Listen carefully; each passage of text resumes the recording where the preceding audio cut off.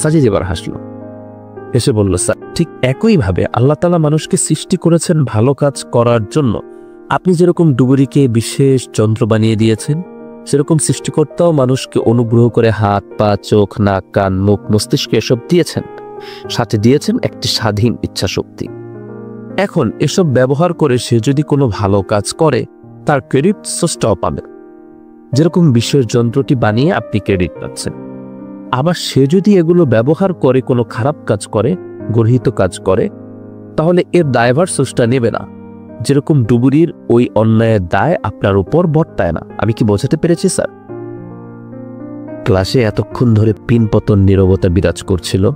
এবার ক্লাসের সকল আস্তিকেরা মিলে একসাথে জোরে জোরে হাততালি দেওয়া শুরু করলো।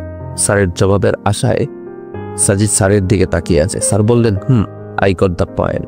এই বলে স্যার সেদিনের মতো ক্লাস শেষ করে চলে যান।